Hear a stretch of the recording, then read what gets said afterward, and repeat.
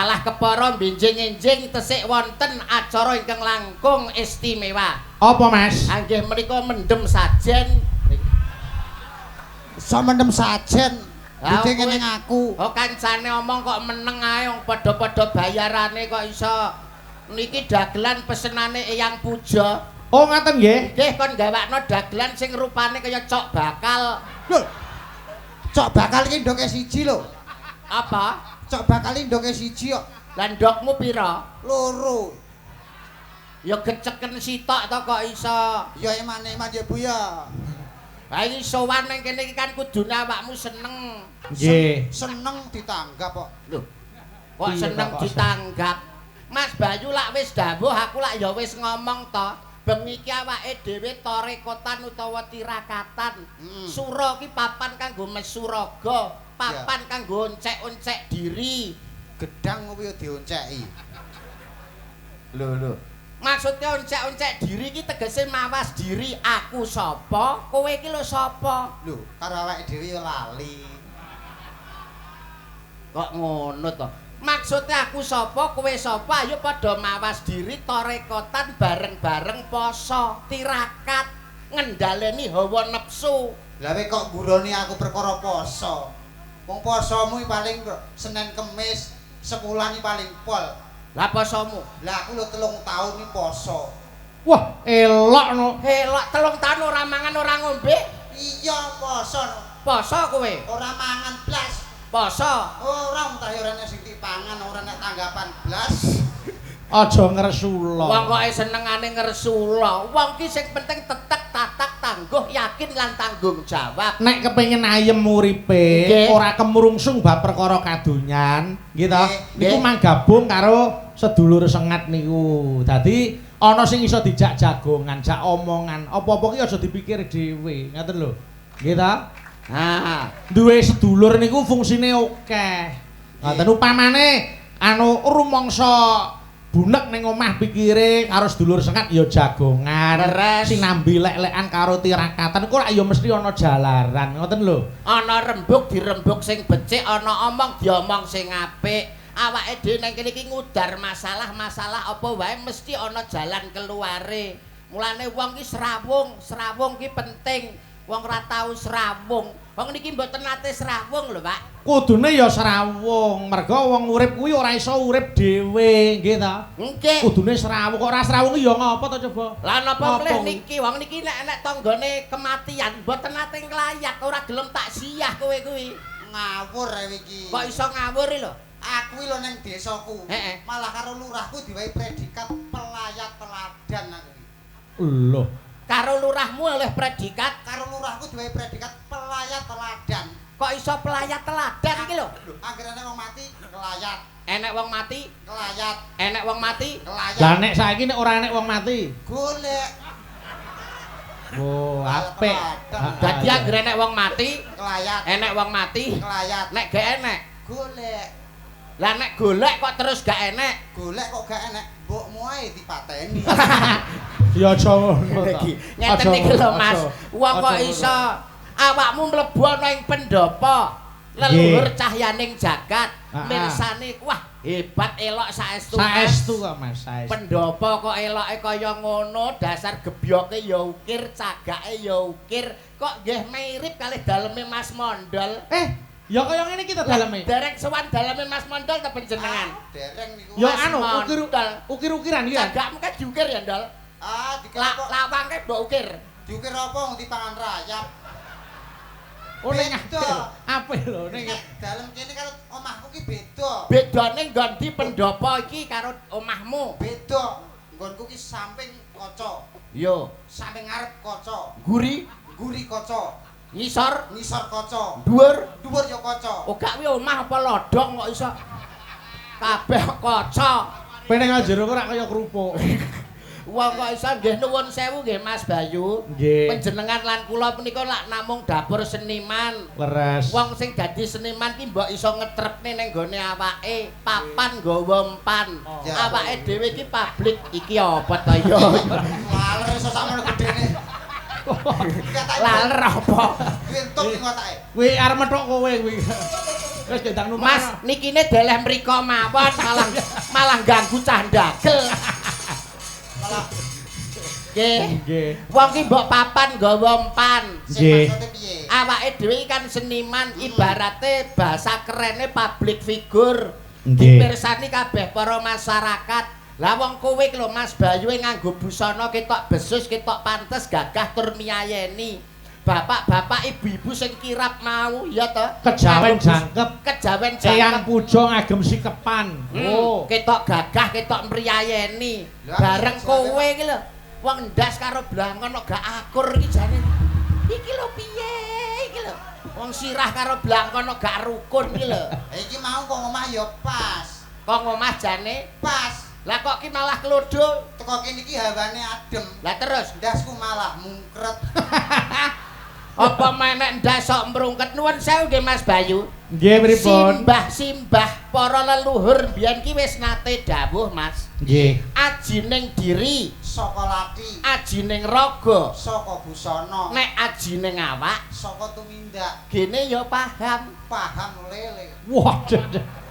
Ajining diri saka lati, ajining raga saka busana, ajining awak Saka saka tumindak.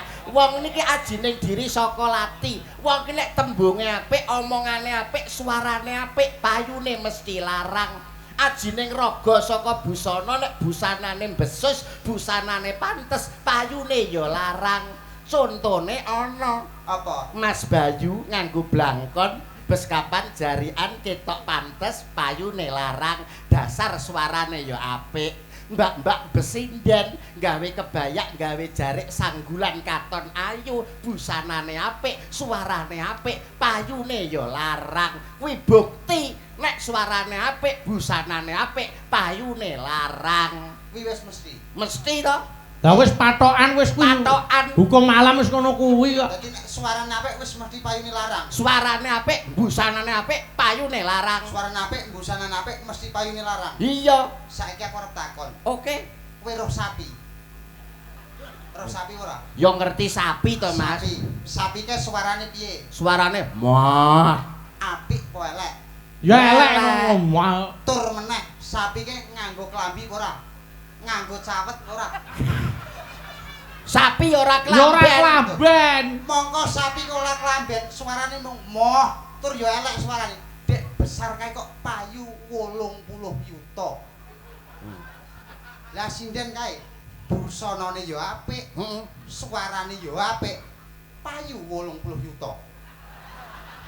Sak yuta teko 2 yuta lho mentok. alah Kuwi jenenge nyepelekke wong. iki Menungso kok padake kewan iki. wah iki pelecehan iki kowe awakmu padha karo menjatuhkan harkat dan martabat kanca seni padha nyambut gawene nang ngisor terap kok omonganmu kaya ngono to Mas Lho, pancen iya kok iso. lho Jare Mas Bayu ngendika piye? heh Wong padane karo kewan. iya Lho, pancen menungso karo kewan lho sik aji kewan, Mas. Lho sik. Tanggung jawab omonganmu. Menungso karo kewan aji kewan. Aji kewan, Buktine apa? sampean roh walet. Ngerti? Walet niku ilere. Heeh. Sekilo payu 3 yuta. Nggih, heeh. Ilere sampean. Sampean adai tawana. Iler. Sopo tumbas iler? Sopo sing arep tuku? oh pelecehan iki pelecehan lah masa Mas Bayu mbok padane karo walet iki lho Wah, pancen udur karo kewan iki angel. Pancen jek aji aja meneh kok Mas Bayu. Kowe kuwi lho karo kentange jek aji kentang. lho wong aku menungso kok mbok padakno kentang iki lho Tapi jek aji kentang. aji aku Aji kentang, Mas. kok iso Kentang diadai, dipikul gawe ning pasar. Dinyang wong, Mas. heeh Lah kowe nek dipikul sapa sing arep ngenyang batang? wes dan kurang ajar tenan kok kowe. Kemajuane oke men to saiki. Kemajuane oke sik nuwun sewu ya Pripun? kowe nek ngonokne aku ki ora masalah terus saiki Mas Bayu lho Mas Bayu ki dalang kondang putrane dalang legendaris maestro pedalangan Ki Haji Anom Surata kok mbok padakne karo walet kowe ngerti apa ora wayang kuwi jarwa dosoke warisane eyang wajibe sembahyang mula ana sing ngarani ringgit kuwi Sunan Giri sing nganggit Mulane Mas Bayu iki sebagai kiai dalang. Iki kiai iki rumangsamu kok iso pangapunten Kiai. kok nyepelek. Kok nyepelek. Lah jenenge Tegese kiai dalang, tugase dalang kuwi modal piwulang. Piwulang sing luhur ayo dienggo, sing ala ditinggalke. Mulane dalang iki pegawean sing abot. Ngokno kupingmu. dalang kok muni gayan-gayan sing abot iki lho. Dalange apa ngangkat gamelan kok muni abot. Apa nata debok kok muni abot. Dalange lho teko-teko kari lungguh karo tek tek tek tek. Ngene 80 ra entuk dinyang. Tak tapok lambemu. Kurang ajar. Ayo, bener. Oh, jebule sing ngrusaki kowe to omonganmu ki to. Kowe omongan kuwi lho, dalang ki abot ya. Alah ya ora ngangkat gamelane lho. Ora usung-usung debak. Ora usung-usung debok. Teko-teko karek piye? Teko-teko kari lungguh. Cek cek cek cek. 80 ra kena dinyang. Sing tak karepne abote dalang iki kok ora usung-usung gamelan nata debok iki ora. Ora abot secara fisik, ngono lho. Abote dagelan ki ya Mas ya. Dalang ya Mas. Abote dalang kuwi melek tekan pada esuk. Ha. Yogane apa turu? Yoga ya melek teko esuk. Tegese nyuwara terus, tutuke iki nyuwara terus. Sindene apa bisu? Sinden kaya nyuwara teko esuk. Ayo. Enggak ngene lho Mas, sing tak karepne iki tanggung jawab seorang dalang ki abot. Apa ngangkat gamelan kok abot? Sukses dan tidaknya pagelaran malam hari ini kuwi tergantung dalang, tergantung Mas Bayu sukses tidaknya. Ya ora iso. Ora iso. Suksesnya pagelaran bengi iki ora tergantung dalang, ora tergantung Mas Bayu. Lah tergantung sapa? Tergantung genset. Kok iso tekan genset? Lho kene enek dalange, Heeh. enek yogane, Heeh. enek sindene, nek renek jensate apa garingan. Pedhot lo gurane sampean. Melete. Dek angger cedak omahe Gleleng. Alasanku. Ya. Berarti sing paling penting apa? Genset. Nek ngono sing penting ya ora genset. Lah apa? Sing penting solar. Ora enek gensete, ora enek solare, apa arep mbok uyuhi gensetmu? Solar penting. Oh nek ngono sing penting ora solar tok. Lah sing penting apa? Sing penting pom. Kok iso pom iki lho? Enek solare, ora enek pome. Lah arep tuku nang endi? Oh, ngene bakul brambang. Ora enek. Ya ora enek. Berarti sing penting ora pom, sing penting. Lah apa? Sing penting bumi utawa lemah. Nek gak enek lemah, gak enek bumi, mbok encepne ndi pommu. Oh. Nek ngono sing penting ora bumi tok. Lah sing penting apa? Sing penting Allah Subhanahu wa Alah. Ya nek wis tekan kono ki yo entek. Wah, Mbok parakne mrono yo entek kok iso. mula ngene lho Mas Mondol. Nggih, pripun Ngaji Mas? diri ten mriki niku untuk menghormati orang lain dengan kepribadiannya masing-masing. Betul. Tegese menungso urip ki makhluk sosial ora iso dhewe. Mula awake dhewe iki satu kesatuan, nggih ta? Satu kesatuan bineka tunggal ika. Kuwi wis ning awake dhewe sak kujur iki lho, rasane ngendi-ngendi. Berarti nek awake dhewe enek ika barang nek awake dhewe enek. Kose. Angel jamong omongan angel kowe iki. Dadi siji bineka tunggal ika dadi siji. Iya, tegese iki padha karo awake dhewe iki lho, mripat Lah, awake dinggo dhewe- nyawang. Awake dhewe ndase nang ndi? Aku kok angel men omongan karo wong siji. Angel yo ora usah digarap. Repot. Anak repot yo titip. Ora nek sing tak titipi kok. Modelmu kok Mas Bayu ki dawuh mripat kanggo nyawang. Pripun Iya. Mas Bayu? Nggih ta mripat kanggo nyawang. Tegese sadurunge merintah tangan jupuk ki mripat ki wis kae sing tak sawang ki sing tak jupuk ki halal apa haram ati sing wis iso ngarani. Leres. Lho, tegese kabeh sak awak iki ana fungsine. Ngoten lho. Kaya dene para kadang-kadang sengat niku siji lan sijine saling mengingatkan untuk tumindak sing becik. Ngoten lho Mas Yuda. Mula ora perlu dur. Sampeyan mau ngomong nek pripat kangge nyawang. Lah iya no. Alah enak pripat sing ora kanggo nyawang. Apa? Moto ki kabeh kanggo Moto ya nyawang. nggo nyawang kok. Alah enek moto sing ora kanggo nyawang. Apa? Moto udun.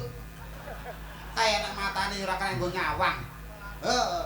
Wah, jan iki angel tenan iki. Bocah ki piye to? Lah wong udun enek motone iki gak iso nggo nyawang sebab udun kae gak duwe kuping. Coba angger duwe kuping mesti iso ngrungokne. Angger duwe kuping iso ngrungokne. wajan karo Panci kaya ngene kupinge. Kaya ora iso ngrungokne. Mbok celuk ya meneng ae. Lah sebab wajan karo Panci gak duwe lambe. Coba angger duwe lambe mesti iso omong. Lah, sumur kaya nek lambene, Mas. Sumur kaya nek lambene kaya ora omong meneng ae. Inah ini. Edan. Wah, sebab sumur kae gak enek untune. Coba angger enek untune, mesti iso omong. Graji kawet kok pucuk teko bongkot kaya untu tok. Kok ya ora iso omong. Apa? Graji awet kok pucuk teko bongkot kaya untu tok. Kok ya meneng ae. Lah Graji lah. Iya, heeh. Kalah awake dhewe kalah. Kok lho iya. Jan elak-elak tenan. Elak tenan. Lah Graji gak iso omong sebab Graji lah gak duwe sikil. Coba angger duwe sikil mesti iso mlaku, iso mlayu. Kowe ngerti meja? Ngerti kursi? Ngerti? Sikile piro? Sikile papat. Lah kursi sikile papat dilungguhi ora ngalih nggon ae. Lah kursi benda mati kok iso. Wong masihan duwe sikil nek benda mati gak iso mlaku. Angger benda mati? Ora iso mlaku. Kowe roh mobil, roh sepeda motor. Ya ngerti. Kayak benda mati kok benda hidup. Benda mati. Kayak kok melayu ini malah buanter.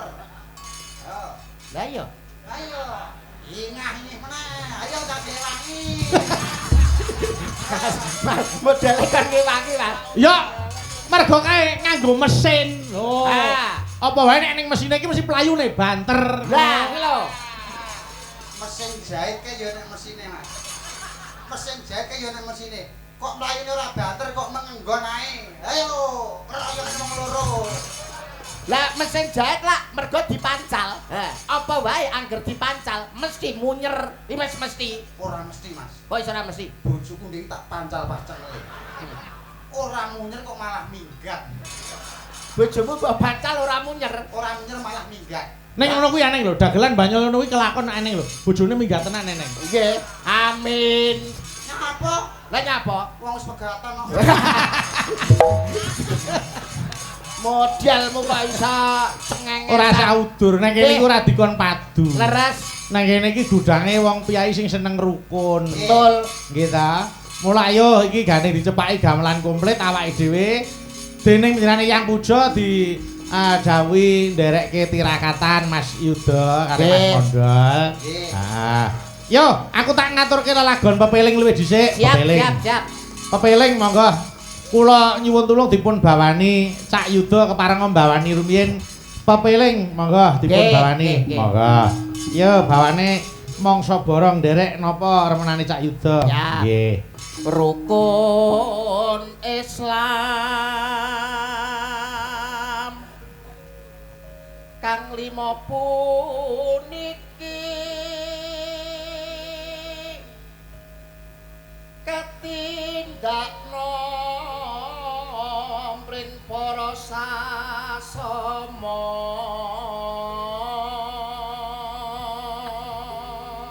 Nano ayo Nano. Yo cakepane ta. Cakepane lho. Aja padha ditinggalke.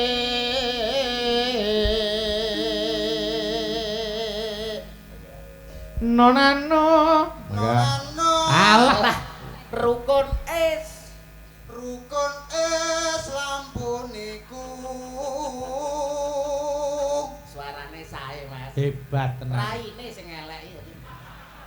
Ya nek pengen apik yo dicek. Ya sesuk tak cek. Dadi raiku kaya pagel. Ayo. Sahadate Kang Angga, ayo. Kang Angga siji.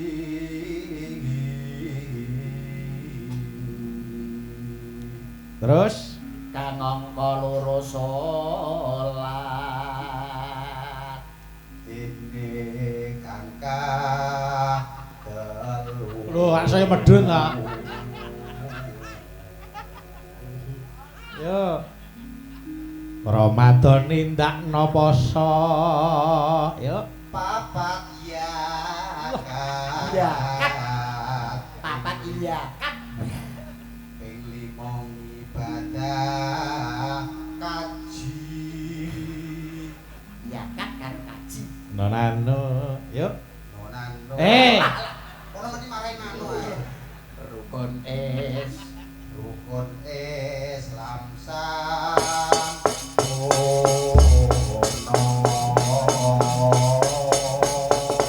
Monggo yo diaturke buka celuk sapa Mbak Fahmi digarap langgam. Monggo. Monggo Mbak Fahmi. Monggo yo. Yen wancine tansah dilingke wis wancine padha nindakake ati wis kependhe kaya sebayan